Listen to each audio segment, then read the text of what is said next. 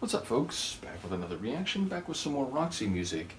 And we're returning to Stranded 1973, getting close to the end of the record. Thank you again to Seb. And the next track is Sunset.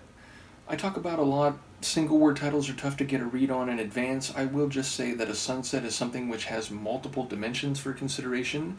It is very visually alluring and compelling to us subjective humans who can see beauty in the hues and the scope of a sunset, but it also relates to time and the passage of days for us humans living here, and it's seen as the end of a block of time. And in that regard, it could be about a chapter, a small chapter in a larger story. It could be about things coming to an end more generally and used thematically or figuratively in that regard.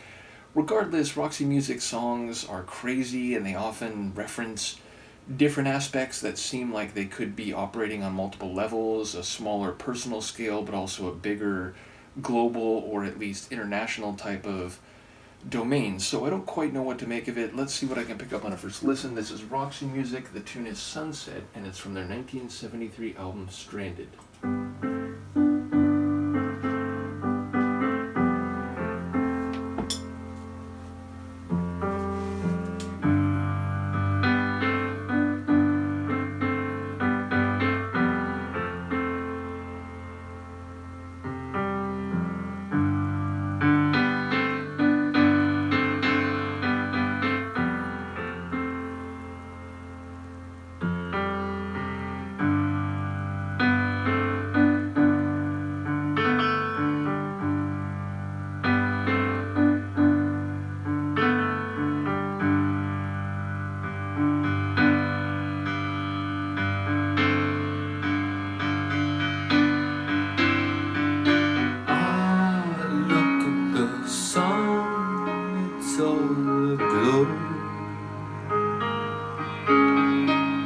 Slow burning stars sinking low.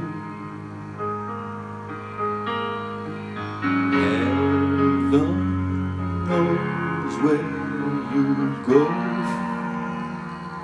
Out of sight, out of mind, I know.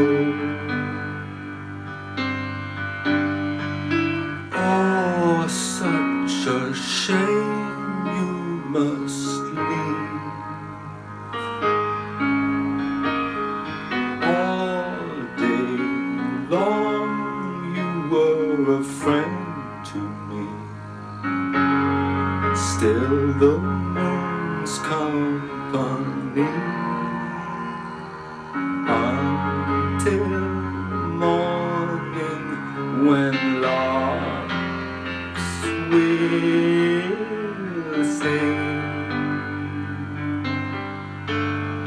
Horizons appointment you'll keep. For sun-swept flamingos must sleep. Scenes like these from my dreams cover cutting room floors all over.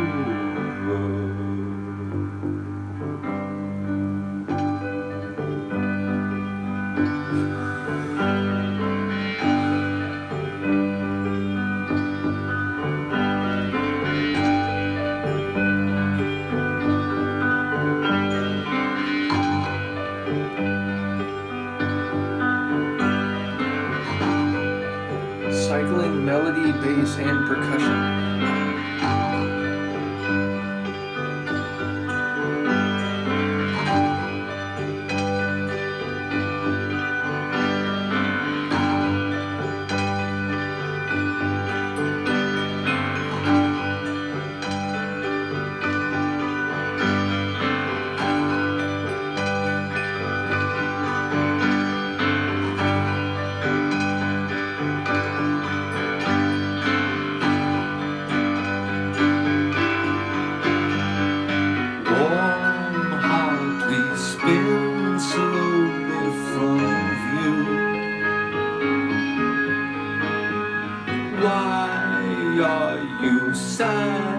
do you disapprove? How we've wasted our time. Sunset, end of my day, my decline. Postscript, you trace colors the sky. Red letter light fades is filed away. Sunburst fingers you raise. One last sigh of farewell. Goodbye.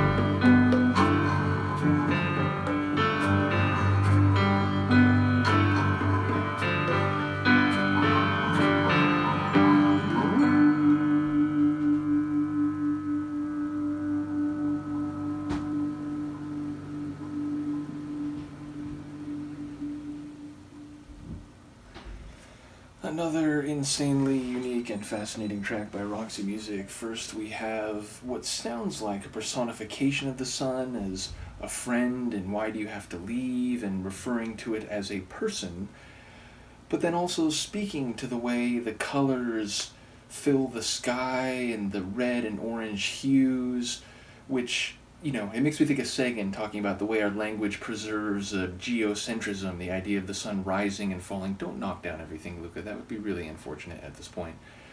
When in fact it's the Earth turning and the sun is in the center of our solar system and it's not rising or falling at all.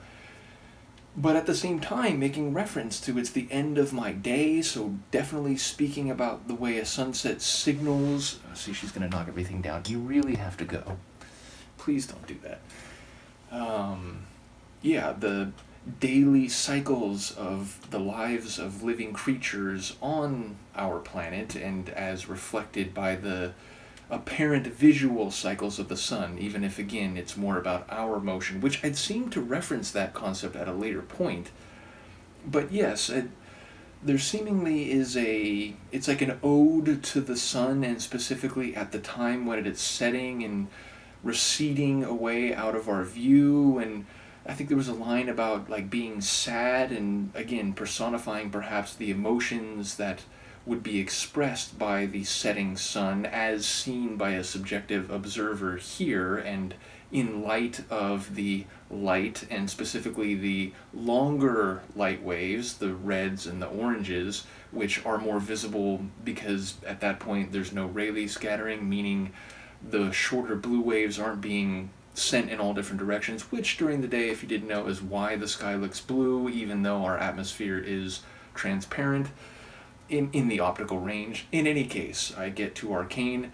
The point is, it feels like it's playing with some different ideas about the sun and its setting as it relates to someone who might be feeling emotions, observing with their eyes, and existing down here in one of the cycles that we call a day, and what that might mean for their life story, their feelings, their emotions at that moment.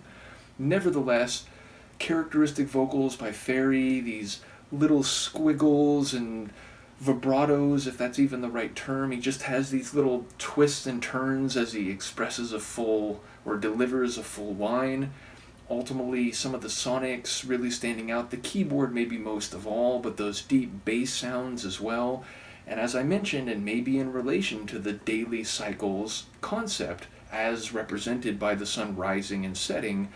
There was a point where it was the melody was rolling over with the keys, the bass was just repeating the same rhythm again and again, and the little bit of percussive bits that I could make out were just sort of cycling themselves. So it felt like it was expressing the way in which that experience would be felt and seen as part of these daily rhythms and what indeed we call a day by us humans, or as humans down here on Earth. So ultimately, it felt like there was some different conceptual layers in this, and at the same time, it just had that eccentricity and unique quality that I've come to understand Roxy's music has really held as its own lane. Like that, again, I've talked about it before, there's one or two other groups that have a similar level of idiosyncratic crazy, but even among those, Roxy music, it's just its own delightful weirdness. So this is another one. While being a bit more elegant in the sonics and a bit less insane and bright and energetic, it was more mellow and subdued in some respects, but it still had that this is a crazy Roxy music tune, and it could only be a crazy Roxy music tune. So again, really enjoying this journey and learning about this group that I'd never heard of before I began doing deep dives. Whereas in other cases, there might be a group that I knew a little bit about, maybe heard one or two songs from. In one or two other cases, a group that I never heard their music, but it's a name, a band name that I heard at some point. Roxy music, never even heard of them, and in the last couple years, year and a half, whatever it is, I've come to understand that they were this crazy group that seemingly influenced other later groups that I also consider crazy and compelling, like Japan and Duran Duran and so on. So yeah, just a really interesting experience. Thank you again to Seb for the ride. As I mentioned, we're getting near the end of Stranded. Let me see what else is in the folder.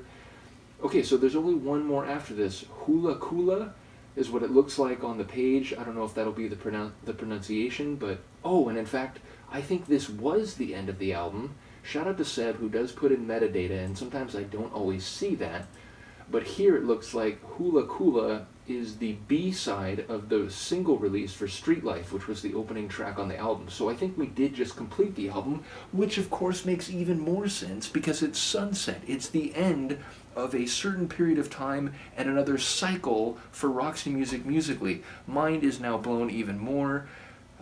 So shout out to Roxy Music. Shout out to all the work and creativity that went in. I know Brian Ferry does a lot of the songwriting. I don't know compositionally how much, he was central in that regard, or whether they were, full collaborations between the different guys in the group. In any case, it really seems like they were working on a higher plane of creativity in some respects. So as I said, we'll be back for that Street Life B-side, which is called Hula Kula, for the next one. Let me know what you think of this, and I will see you then. Peace.